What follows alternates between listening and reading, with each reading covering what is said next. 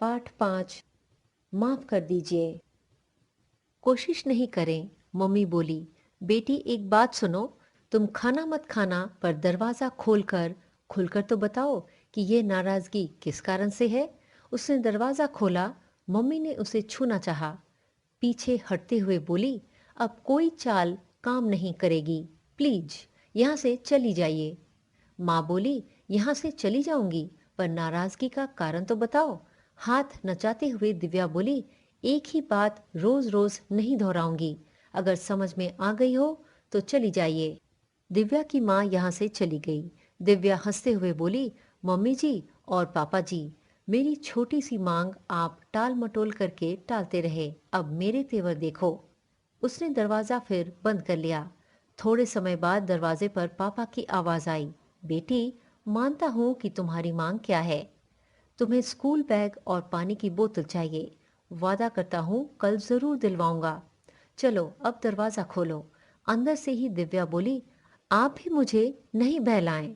रोज आज कल करते हुए कितने दिन निकाल दिए। आपने बैग और बोतल कल दिलाने को कहा है। मैं कल तक इंतजार कर लूंगी। अभी आप जाइए, मम्मी के साथ खाना खाइए। जब बैग और बोतल आ जाएंगे तभी खाना खाऊंगी। प्लीज यहाँ से चले जाइए। पापा चले गए। थोड़ी देर बाद मम्मी की आवाज आई, बेटी दिव्या, जल्दी से तैयार हो जाओ, तुम्हारे पापा और मैं तुम्हारे साथ बाजार चलने को तैयार हैं। दिव्या बोली, आप भले ही तैयार हो पर मैं अब बाजार नहीं जाऊंगी। बहुत समय हो गया है, अधिकतर दुकानें बंद हो गई होंगी। मैं कल ही चलूंगी, वह भी दोपहर में। मम्मी ने कुछ कहना चाहा तो दिव्या बोली, जो कह दिया वह पत्थर की लकीर है। मम्मी चली गई। थोड़े समय बाद दिव्या ने कमरे से बाहर निकलकर देखा, मम्मी पापा हॉल में सोफे पर चुपचाप बैठे हैं। टीवी भी बंद है।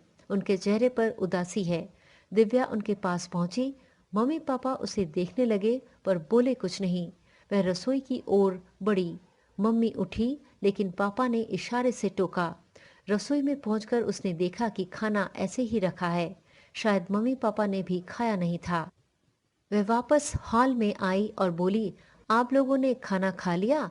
मम्मी ने नहीं में सिर हिलाया। दिव्या बोली, मेरे पीछे आप लोग क्यों भूखे हैं? मैंने नहीं खाया तो पहाड़ तो नहीं टूट गया। मम्मी बोली, बेटी क्या कह रही हो? तुम ही सोचो, बच्चे अगर भूखे रहे तो माता पिता कैसे खा सकते हैं? तुम्हारे पापा और मैंने विचार किया है कि जब तक तुम्हारी मांग पूरी नहीं होगी हम भी खाना नहीं खाएंगे। दिव्या बोली, क्या कह रहे हैं? मम्मी ने कहा, हाँ बेटी, तुम्हारे पापा बोले हैं हमारी बेटी की खुशी में ही हमारी खुशी है। अरे रात भर की ही तो बात है, यूं ही गुजर जाएगी। कल तुम्हारी मांग पूरी हो जाएगी तो हम साथ में खाना खाएंगे। दिव्या ने उदास होकर बोली, सचमुच मैं कितनी नादान और मूर्ख हूँ। अपने मतलब के लिए आपको कोसा, जाने क्या क्या कहा। मुझे नहीं चाहिए ऐसा बैग और बोतल जिनके कारण मेरे प्यारे मम्मी पापा दर्द सहे। चलिए मैं अपनी कही बात वापस लेती हूँ। मेरे पेट में चूहे कूद रहे हैं। मम्मी रसोई घर में गई और झटपट खाना लाई। पापा फिर भी बैठे रहे। दिव्या उनके पास पहुंचकर हाथ जोड़ते हुए बोली, प्लीज पापा, मेरी गलती को माफ कर दीजिए।